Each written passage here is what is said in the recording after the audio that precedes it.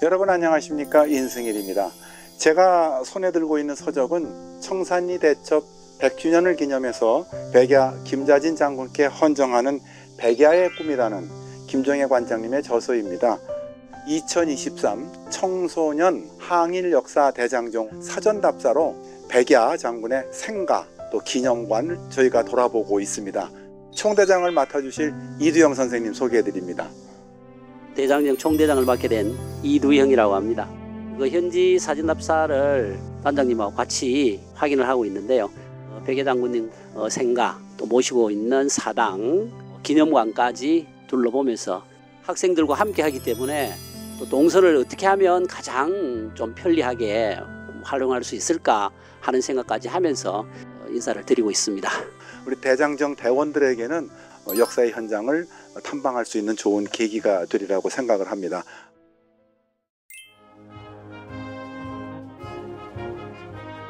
빠바바밤 빠바바밤 빠바바밤 이렇게 템포를 맞춰서 행진한다고 생각하고 모양이 제대로 잡혀야 이거 하나 건지는 건데 박자 다 틀리고 입 얼버무리고 그러면 망신이잖아. 알았죠?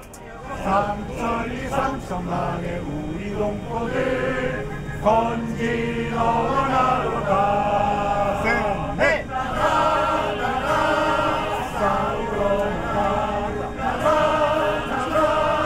싸우러 나가 독립문의 자유송이 울릴 때까지 싸우러 나가.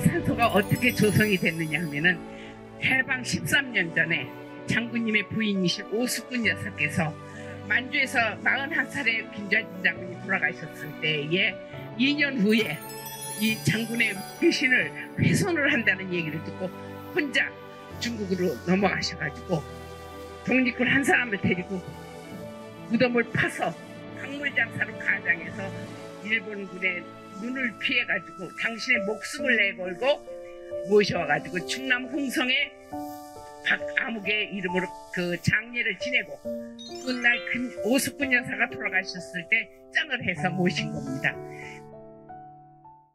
이 더운 날씨에 이렇게 역사 탐방에 이렇게 모이신 여러분들은 정말 앞으로 대한민국을 이끌어갈 대한민국의 동량이라고 저는 생각을 합니다.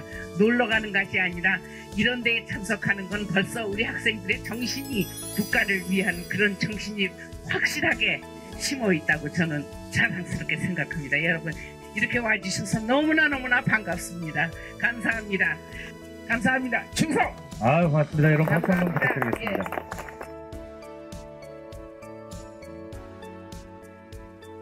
언제 어디서든 대한민국 국민임을 자랑스럽게 생각하며 손주들께 부끄럽지 않은 수준이 되기 위해 몸을 바쳐 최선을 다할 것을 다짐하며 청소년 항일 역사 대장정 출전을 선언합니다.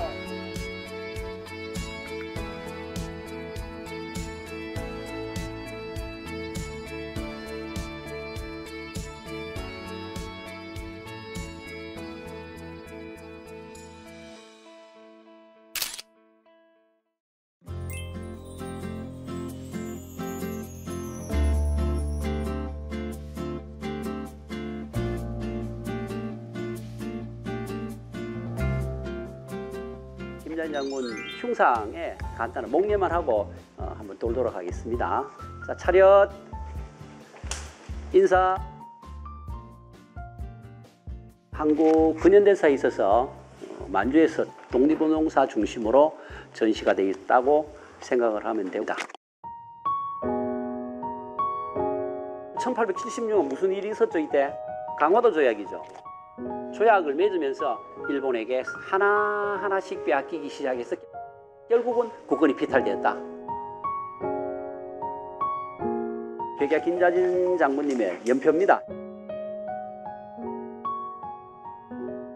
김을동 의원님이 얘기하셨던 바로 오스꾼 여사 부인께서 유해를 가지고 오셔가지고, 사실은 그냥 이게 김자진 장군 묘야라고 하면 바로 일본에 의해서 훼손될 확률이 높았기 때문에 가짜 사람의 명칭을 써서, 박모 씨의 명칭을 써서 가묘를 만들었다가 광복이 되고, 바로 이렇게 58년에 새로 만드신 것이 지금 현재 부인과 함께 합장을 해서 모셨습니다. 많이 늦었는데 건국훈장 대한민국장을 받으셨습니다. 노비 해방도 시키고 자기 집을 학교로 만들어서 했던 호명학교 설립이 1907년입니다. 사관 정치하면서 행정권을 빼앗아가고 또 군대도 해산시키고 이런 여러 가지가 일어나는 것들이 1907년이에요. 만주에 가셔서도 학교를 만드십니다. 무장투쟁하는 독립운동가라는 것도 우리가 많이 알고 있지만 교육에 상당히 또 관심이 많았다는 것도 여러분들이 좀 이해를 하면 좋겠어요. 조선시대는 토지보다도 노비를 훨씬 더 소중히 여기는 재산으로 갔습니다. 그런 간호를 30명을 풀어줬어요. 자기 집의 재산도 전답을 나눠서 갖고 가서 먹고 살도록 해줍니다.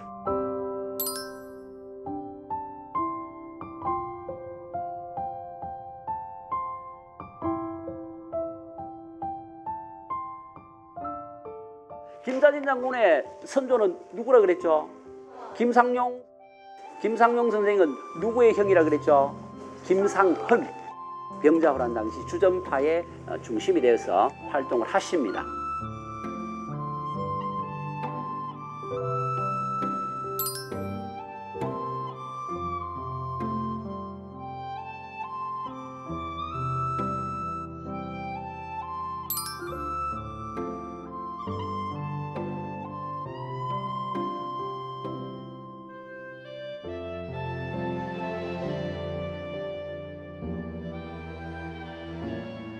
독립운동하는 무장투쟁가, 그리고 교육자, 또 종교인입니다.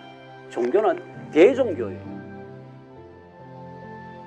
이 대종교가 우리 한국 사회도 상당히 중요하게 여겨지는 이유가 바로 이러한 항일투쟁에 중심되는 종교단체이기 때문입니다.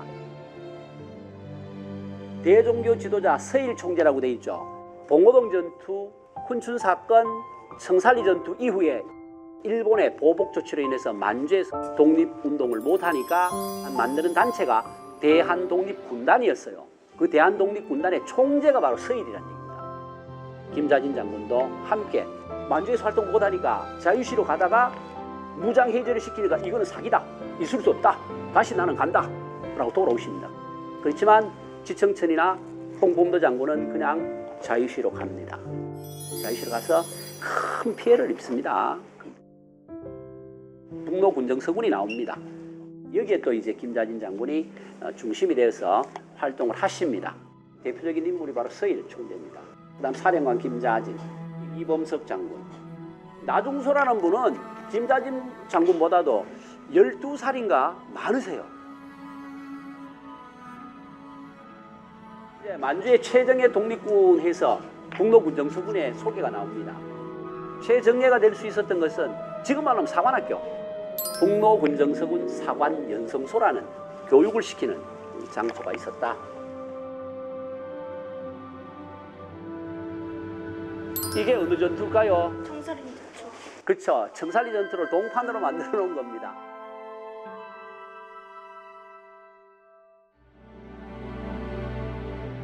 이 총에 사용되는 총알을 가지고 쓰는 것이 뭐라 그랬죠? 기관총. 그 기관총에 총알이 떨어지면 이 모신나강 소총과 똑같은 총알을 사용할 수 있었기 때문에 한다.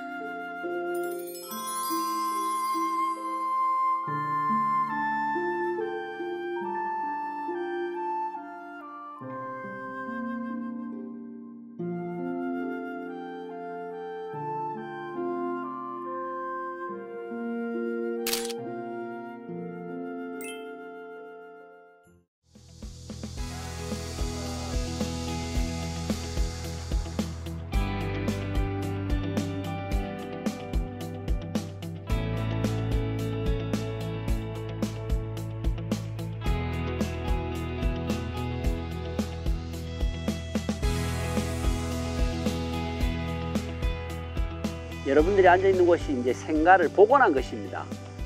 기둥과 기둥 사이를 한 칸이라고 한다. 크기는 각기 다를 수가 있어요.